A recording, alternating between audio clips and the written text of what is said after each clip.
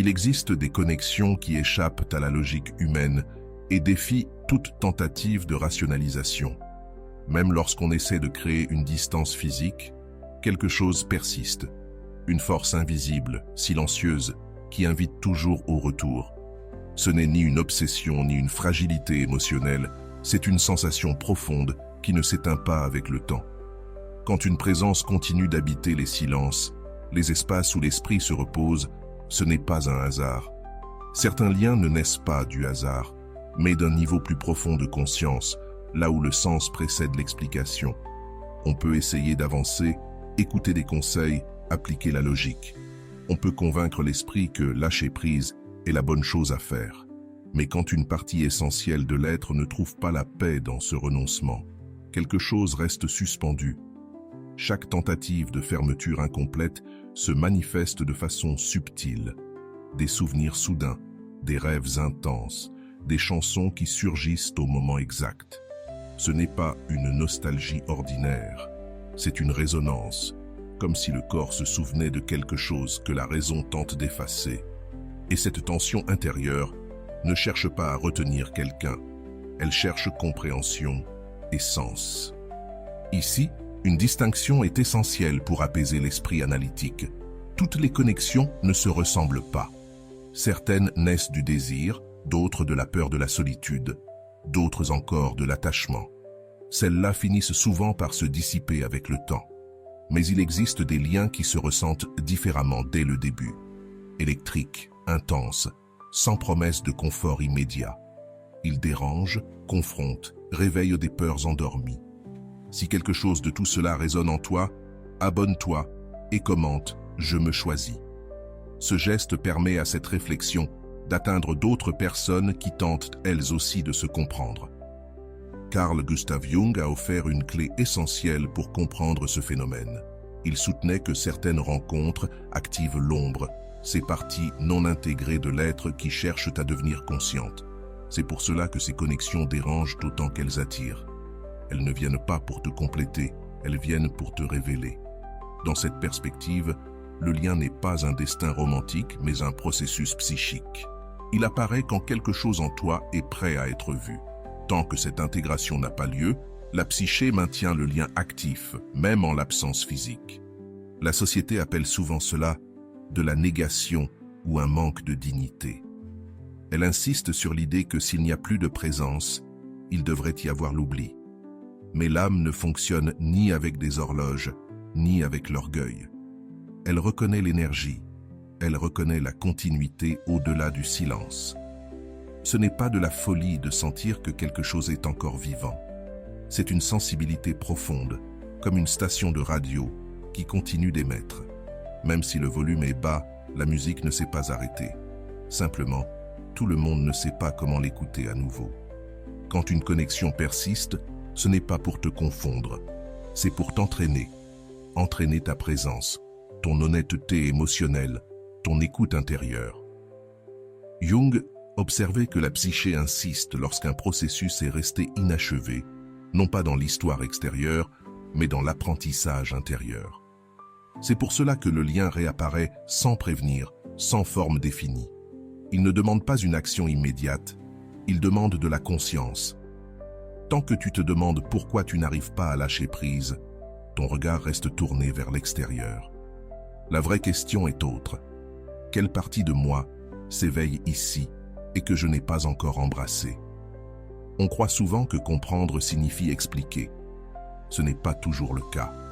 Certaines vérités ne se comprennent pas avec des mots, elles se ressentent dans le corps. Cette légère pression dans la poitrine, ce calme étrange mêlé d'inquiétude, c'est de l'information émotionnelle. Le système nerveux ne ment pas. Quand une connexion n'est que de l'attachement, elle génère de l'anxiété et de l'épuisement. Quand elle est significative, elle crée à la fois tension et expansion. Ce n'est pas confortable, mais c'est fertile. Quelque chose en toi est poussé à grandir au-delà de la version connue de toi-même. Beaucoup confondent intensité et destin, et c'est ainsi qu'ils se perdent. La différence est subtile, mais cruciale.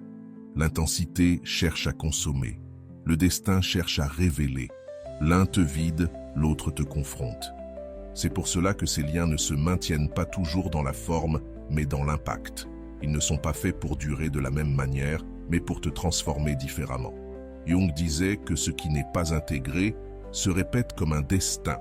Jusqu'à ce que tu le regardes en face, la vie te présente le même miroir, sous un autre visage, avec un autre nom. Peut-être attendais-tu des réponses extérieures. Un message, un signe clair, une confirmation. Mais ce type de connexion ne fonctionne pas ainsi. Il ne se résout pas par des certitudes. Il se traverse avec maturité. L'erreur la plus fréquente est de vouloir la définir avant de te comprendre toi-même. Quand tu fais cela, tu forces des décisions à partir de la peur. Ici, le travail n'est ni d'insister ni de fuir, mais de soutenir l'inconfort sans te trahir. Apprendre à rester avec toi-même quand quelque chose n'est pas encore défini est l'un des actes les plus élevés d'intégration émotionnelle. En consultation, Jung observait que certains patients répétaient le même schéma relationnel. Des personnes différentes, mais la même blessure activée. Ce n'était pas de la malchance, c'était une cohérence psychique. La psyché cherche la clôture, pas la punition. C'est pour cela que si aujourd'hui cette connexion est encore vivante, ce n'est pas pour te faire reculer, mais pour t'aider à avancer avec plus de conscience. Tu n'échoues pas parce que tu ressens, tu es invité à grandir. Et grandir fait presque toujours mal avant de s'ordonner. Voici une vérité inconfortable. Tous les liens importants ne sont pas destinés à rester dans ta vie. Certains sont là pour te réveiller, puis se retirer. Dans ces cas-là, la perte n'est pas un abandon, c'est une activation. Activation de tes limites, de ton amour-propre, de ton identité. Quand tu comprends cela, quelque chose se libère. Tu ne poursuis plus, tu ne résistes plus, tu observes. Et dans cette observation, naît un calme nouveau, une dignité silencieuse qui n'a rien à prouver. L'intuition ne crie pas, elle murmure, et on ne l'entend que lorsque le bruit diminue. Tant que tu cherches des opinions extérieures pour invalider ce que tu ressens, la confusion augmente. Mais lorsque tu commences à respecter ta perception intérieure, même sans tout comprendre, le système se régule. Pas pour faire revenir quelqu'un, mais pour te ramener à toi. C'est le véritable but de ces connexions. Réordonner ton axe intérieur, pas garantir une fin précise. Quand tu acceptes cela, la question centrale change. Ce n'est plus « dois-je lâcher ou insister ?» mais « quelle version de moi est en train d'émerger à travers cette expérience ?» À ce moment-là, l'anxiété perd de sa force. Le lien cesse de te dominer. Il devient un maître, pas une ancre. Jung appelait cela l'individuation, le processus qui consiste à devenir celui que tu es réellement, au-delà des attentes, des peurs et des scénarios hérités. La véritable épreuve ici n'est peut-être pas d'aimer, mais de savoir se retirer sans se nier. Ne pas fuir ce que tu as ressenti, mais ne pas y rester prisonnier. Intégrer, c'est honorer ce qui a été vécu et avancer avec plus de conscience. Lorsque tu y parviens, la connexion accomplit sa fonction. Elle ne te poursuit plus, elle ne te pèse plus. Elle se transforme en clarté, et la clarté, contrairement à l'attachement, te laisse toujours en paix. Alors, si aujourd'hui cette histoire résonne encore en toi, ne la maudis pas. Écoute-la, non pour la répéter, mais pour te comprendre à travers elle. Comme l'enseignait Jung, ce qui n'est pas rendu conscient dirige ta vie depuis l'ombre. Mais lorsque tu le regardes en face, cela cesse de contrôler et commence à servir. C'est là toute la différence entre être prisonnier d'un lien et l'utiliser comme un portail vers ta version la plus intègre. Quand tu commences à intégrer ce que tu as vécu, quelque chose de subtil se produit. L'urgence disparaît. Tu n'as plus besoin de réponses immédiates ni de gestes qui confirment quoi que ce soit. La connexion est toujours là, mais elle ne gouverne plus. Elle se place ailleurs, dans un espace plus profond, plus silencieux. Jung disait que lorsqu'une expérience a accompli sa fonction symbolique, elle perd son pouvoir compulsif. Non parce qu'elle disparaît, mais parce qu'elle cesse de dominer. À ce moment précis, quelque chose en toi se redresse. Tu récupères de l'énergie, du focus, une présence plus stable. non parce que tu as oublié, mais parce que tu as compris. C'est ici que beaucoup se trompent et pensent qu'intégrer, c'est se résigner. Ce n'est pas le cas. Se résigner, c'est éteindre le ressenti. Intégrer, c'est l'élargir. C'est permettre à ce qui a été vécu de te transformer sans te définir. Quand tu fais cela, le souvenir ne fait plus mal de la même manière. Il devient information et non plus blessure. Et cette différence change tout. La psyché cesse de répéter la scène parce qu'elle a obtenu ce dont elle avait besoin, de la conscience. Ce qui n'est pas intégré insiste. Ce qui est compris s'apaise.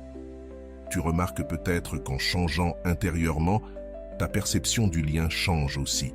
Non pas parce que l'autre a fait quelque chose de différent, mais parce que tu ne regardes plus depuis le manque. À partir de là, même le silence devient lisible. Il n'est plus rejet, il devient espace. Il n'est plus abandon, il devient pause. Ce changement interne ne force ni retrouvailles, ni fin dramatique. Il remet simplement de l'ordre. Et quand quelque chose s'ordonne à l'intérieur, la réalité extérieure a souvent tendance à s'ajuster d'elle-même, sans lutte. Beaucoup pensent que lâcher prise, c'est couper le lien. Mais lâcher prise, dans un sens profond, c'est arrêter d'exiger du lien qu'il te sauve. Quand tu retires ce poids, quelque chose se dignifie. Le souvenir cesse d'être un refuge et devient un chapitre important, oui, mais plus absolu. Jung voyait cela comme un signe de maturité psychique, lorsque le moi cesse de demander à l'autre ce que seul un travail intérieur peut construire. C'est là que commence la véritable autonomie émotionnelle. Ce processus n'est ni rapide ni linéaire et il n'est pas confortable. Il y a des jours de clarté et des jours de doute. Cela ne signifie pas un recul, mais une intégration en cours. L'esprit veut des conclusions définitives, mais l'âme avance par couches. Chaque couche comprise libère un peu plus d'énergie, et cette énergie revient à toi, pas au passé. Tu deviens plus présent, plus stable, moins disponible pour des miettes émotionnelles. À ce stade, un signe clair de progression apparaît. Tu cesses d'idéaliser. Tu vois l'autre tel qu'il est, non plus comme un symbole absolu, et en même temps tu reconnais ce que ce lien a réveillé en toi. Cette double vision est essentielle. Sans idéalisation, il n'y a pas de dépendance. Sans déni, il n'y a pas de refoulement. Jung appelait cela « voir dans sa totalité ». Quand tu atteins cet état, le lien cesse d'être un mystère douloureux et devient une pièce cohérente de ton histoire. Tu remarques peut-être que tu ne parles plus de cette connexion à n'importe qui, non par secret, mais par respect. Certains processus n'ont pas besoin de validation extérieure. Lorsqu'une expérience devient intérieure, elle devient presque sacrée. Cette réserve émotionnelle n'est pas de l'isolement, c'est du discernement. C'est le signe que quelque chose a mûri. Le besoin de s'expliquer disparaît lorsque la compréhension vit déjà en toi. Et alors, quelque chose d'inattendu se produit. Tu commences à choisir différemment, non par peur de répéter, mais depuis la clarté de ce que tu as appris. Tes limites s'affinent, ton intuition devient plus précise, tu ne confonds plus intensité et vérité, tu ne poursuis plus des promesses vides. Ton système intérieur reconnaît plus vite ce qui nourrit et ce qui épuise. C'est un gain silencieux, mais profond, né du fait d'avoir traversé le processus jusqu'au bout. Depuis cette nouvelle position, le passé ne te tire plus. Il t'accompagne comme un repère, pas comme une chaîne. Jung disait qu'intégrer l'ombre ne te rend pas parfait, mais entier. Et dans cette complétude, les choix deviennent plus propres. Tu ne réactives plus de vieilles histoires par impulsion. Tu agis depuis la présence. C'est un véritable pouvoir émotionnel, même s'il n'est applaudi par personne. Alors si aujourd'hui tu repenses à cette connexion sans anxiété, quelque chose d'essentiel s'est déjà produit. Tu n'as pas perdu, tu n'as pas échoué, tu n'es pas resté en arrière, tu as évolué. Le lien a fait son travail en toi, et tu as fait le tien en ne le niant pas. À partir de là, quel que soit le chemin que tu choisis, il naît d'un endroit plus intègre. Et quand tu avances depuis cet endroit, tu ne cherches plus de signes à l'extérieur, parce que la boussole intérieure est allumée. Quand la boussole intérieure s'allume, la précipitation s'éteint.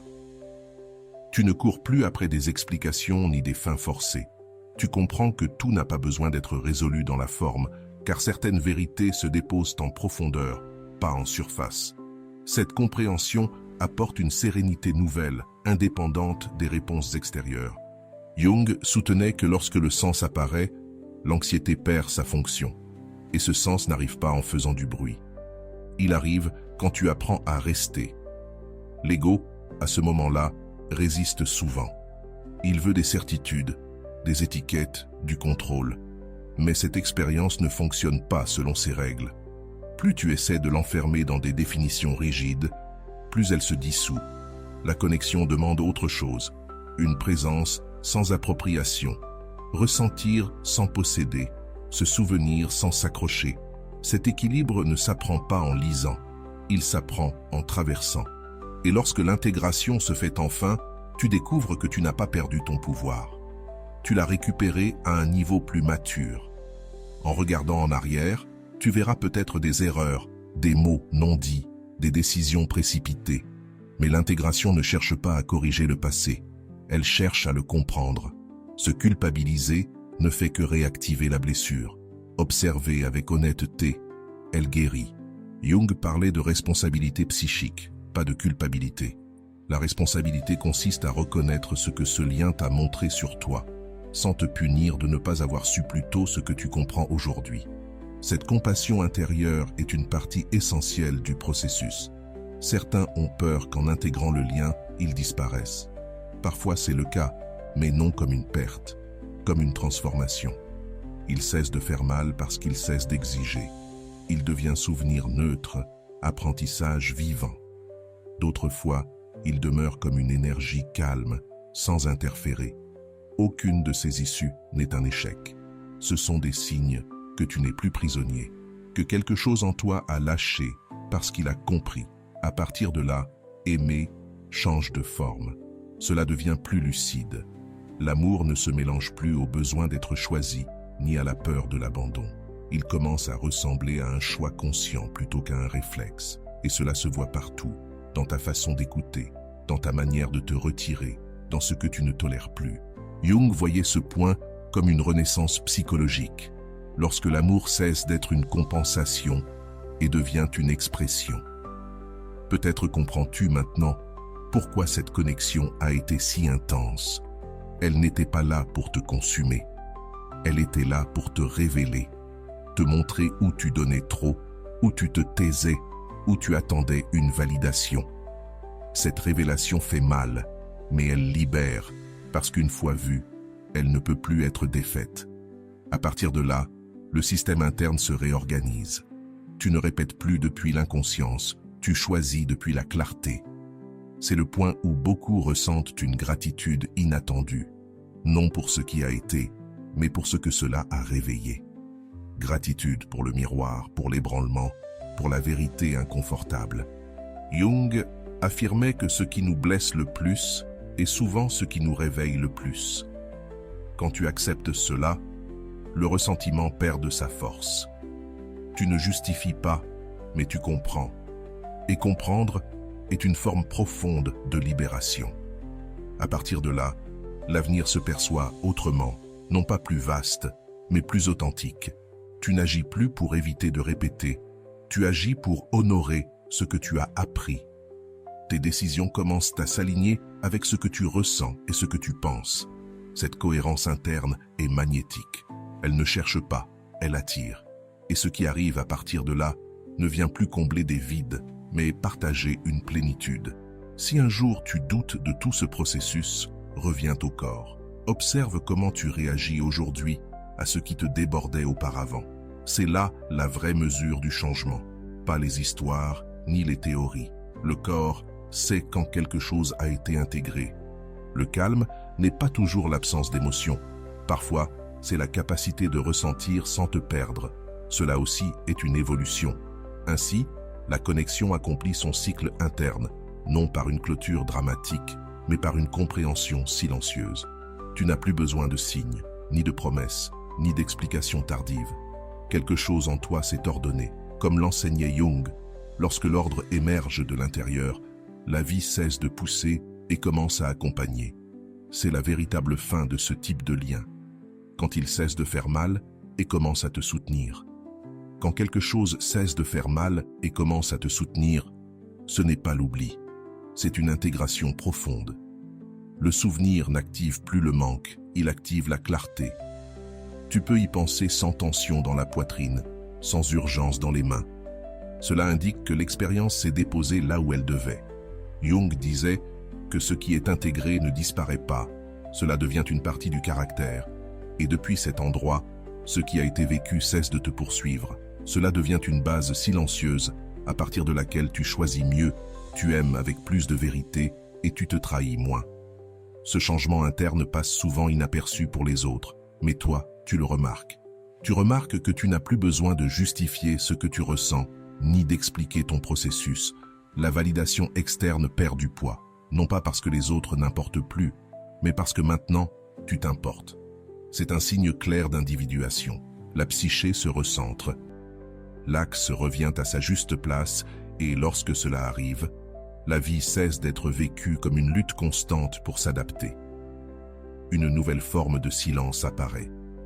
Un silence non inconfortable, mais fertile. Un silence qui n'a pas besoin d'être rempli par des distractions ou des liens précipités.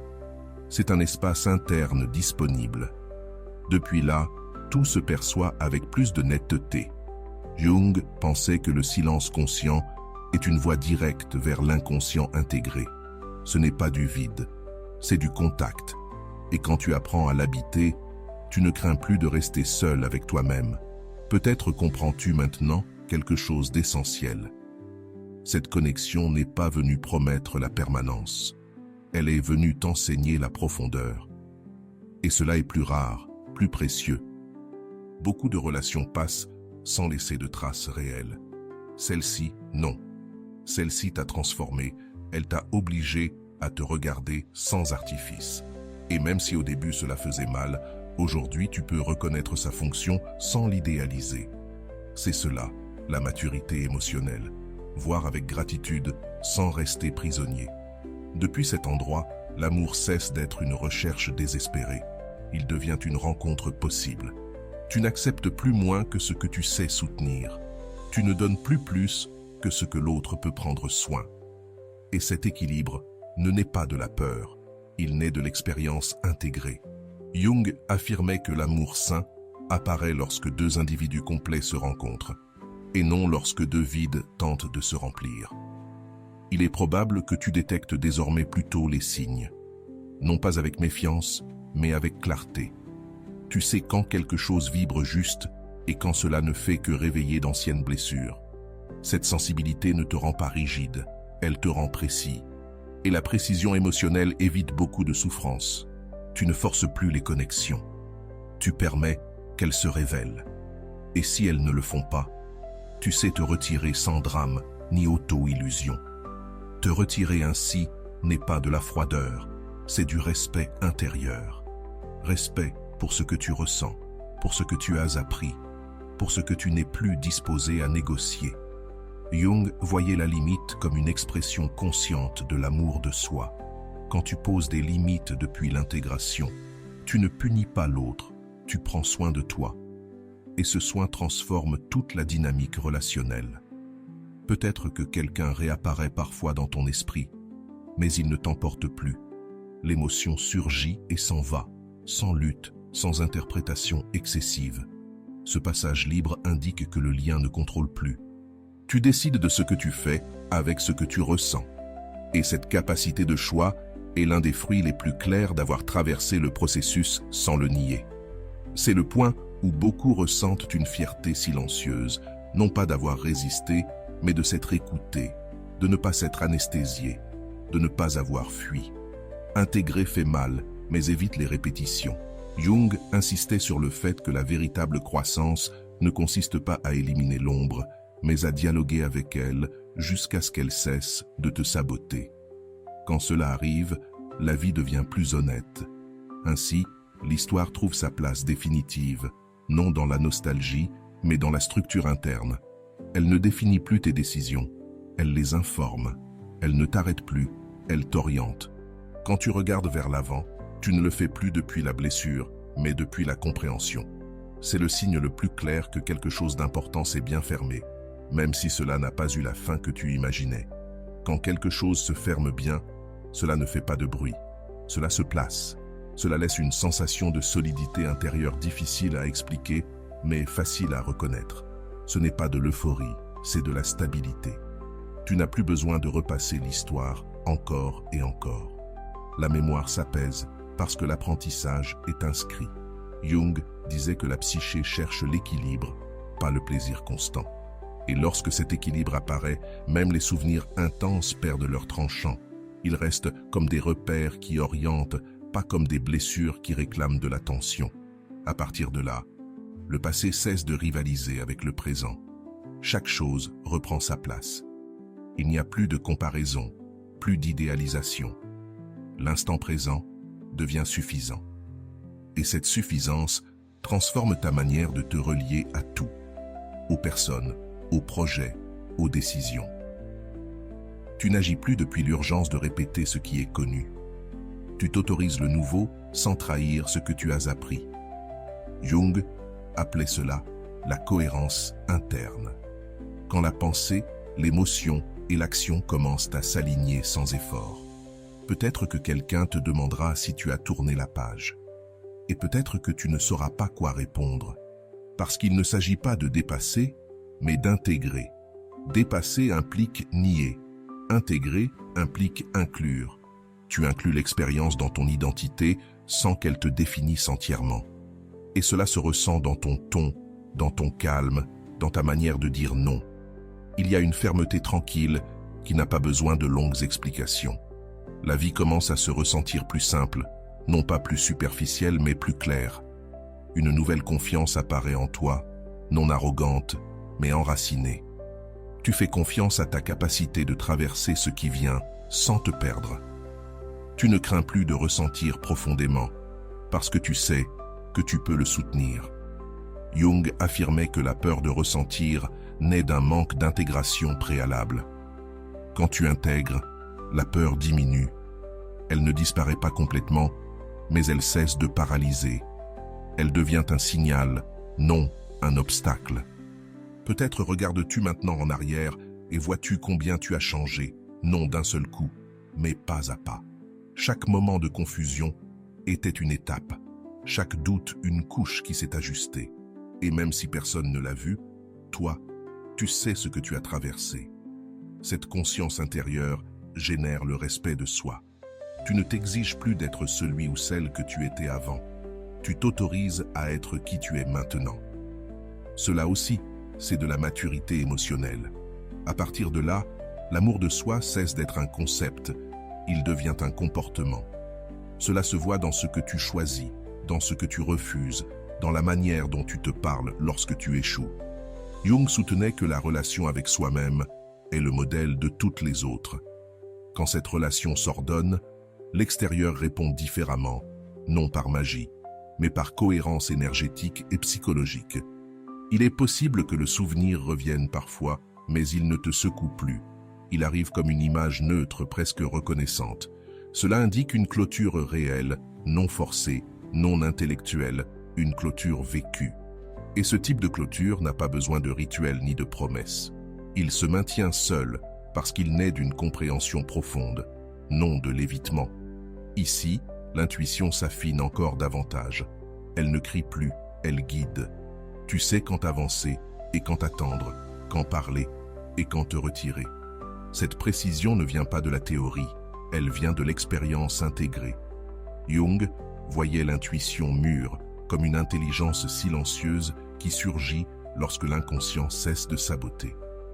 Et lorsque cela se produit, la vie se ressent comme moins chaotique. Peut-être que ce processus t'a rendu plus sélectif, et c'est très bien ainsi. Tout ne mérite pas ton énergie, ton temps, ton ouverture. Choisir n'est pas fermer son cœur, c'est en prendre soin. Et lorsque tu prends soin de ce que tu ressens, ce qui arrive est souvent plus cohérent. Pas parfait, mais réel. Et cette réalité, même moins idéalisée, se vit avec plus de paix. Ainsi, la connexion accomplit son but le plus élevé. Non pas unir des destins, mais unir la conscience. Elle t'a conduit à un point où tu n'as plus besoin de te perdre pour ressentir, où tu peux aimer sans disparaître, où tu peux te souvenir sans rester bloqué en arrière. Comme l'enseigne Jung, la véritable rencontre a lieu lorsque l'individu se rencontre lui-même, et à partir de là, tout lien cesse d'être un risque et devient un choix. Lorsque tu choisis depuis la conscience, quelque chose change dans ta posture intérieure. Tu ne te contractes plus pour t'adapter, tu ne t'agrandis plus pour impressionner. Tu demeures, et cette permanence se ressent comme stable, digne. Le monde peut rester incertain, mais toi, tu ne l'es plus pour toi-même. Jung disait que la stabilité psychique ne dépend pas du fait que tout se passe bien, mais de savoir qui l'on est, même lorsque les choses ne se passent pas comme prévu. Et depuis cet espace, toute relation qui arrive te rencontre entier, non fragmenté. Il est possible que tu regardes désormais les autres différemment, avec moins de projection et plus de réalité. Tu ne places plus d'attentes inconscientes sur l'autre en espérant qu'il guérisse ce qui t'appartient. Cela libère, parce que l'amour cesse d'être une transaction émotionnelle et devient une présence partagée. Jung avertissait que lorsque nous projetons trop, nous cessons de voir l'autre. Intégrer cette connexion t'a rendu un regard plus clair, et voir avec clarté est une forme profonde de respect. Ici aussi, ta relation au temps change. Il n'y a plus de précipitation, il y a un rythme. Tu comprends que chaque processus a sa propre maturation et que forcer ne fait que générer de l'usure. Cette patience n'est pas de la passivité, c'est une confiance intérieure, une confiance dans ta capacité à traverser ce qui vient. Jung voyait le temps psychique comme différent du temps chronologique. Certaines compréhensions ont besoin de silence, de répétition et de pause. Et lorsqu'elles arrivent entières. Peut-être confonds-tu autrefois intensité et vérité. Aujourd'hui, tu sais les distinguer. La vérité se ressent comme vaste, non anxieuse. L'intensité peut déborder, mais elle ne soutient pas toujours. Cette différence t'épargne des souffrances futures. Tu ne poursuis plus des feux qui consument vite. Tu préfères la flamme qui demeure. Et ce choix, bien que moins bruyant, construit quelque chose de plus solide, quelque chose qui n'a pas besoin du drame pour se sentir vivant. À ce stade, le souvenir n'est plus un refuge ni une menace, il est une mémoire intégrée. Tu peux y revenir sans perdre le présent. C'est cela, la liberté émotionnelle. Jung insistait sur le fait que la liberté n'est pas l'absence de passé, mais une relation consciente avec lui. Lorsque tu y parviens, le passé cesse de te pousser par derrière et devient une base. Et marcher avec une base solide change entièrement ta manière d'être au monde. Peut-être comprends-tu maintenant que rien de tout cela n'a été une erreur. Ni la rencontre, ni la douleur, ni la confusion. Tout a rempli une fonction précise dans ton développement, même si tu ne le savais pas à l'époque. Cette compréhension ne romantise pas ce qui a été vécu, elle l'ordonne. Et lorsque quelque chose s'ordonne, cela cesse de faire mal. Jung appelait cela une réconciliation intérieure. Lorsque l'expérience trouve son sens et se repose, le futur n'effraie plus de la même manière, non pas parce qu'il est clair, mais parce que toi, tu es plus clair. Tu sais ce que tu ne veux plus répéter, ce que tu peux réellement soutenir, ce que tu mérites de protéger. Cette clarté ne se négocie pas, elle s'honore. Et en l'honorant, tu attires des scénarios plus cohérents avec qui tu es aujourd'hui et non avec qui tu étais avant d'intégrer. Si ce chemin a résonné en toi, ce n'est pas un hasard. Les idées arrivent lorsque l'âme est prête à les recevoir. Dis en commentaire ce qui t'a le plus marqué et abonne-toi à la chaîne. Ce geste simple permet à cet espace de continuer à accompagner des processus réels, profonds, humains. Parfois, une réflexion partagée arrive exactement au moment où quelqu'un en a besoin pour remettre de l'ordre à l'intérieur. Carl Gustav Jung soutenait que le plus grand privilège humain est de devenir soi-même. Ne pas copier des modèles, ne pas vivre à moitié, ne pas se trahir pour appartenir. Cette connexion qui t'a tant marqué faisait partie de ce chemin. Non pour définir ton destin extérieur, mais pour activer ton destin intérieur. Et lorsque cela se produit, la vie cesse de te pousser depuis l'ombre et commence à dialoguer avec toi depuis la conscience. Aujourd'hui, tu peux fermer ce chapitre sans le nier, sans fuir, sans t'accrocher, avec la certitude que ce que tu as vécu t'a rendu plus entier, plus éveillé, plus fidèle à toi-même. C'est là le véritable gain. Et depuis cet espace, choisis de t'en souvenir avec gratitude, non avec un poids.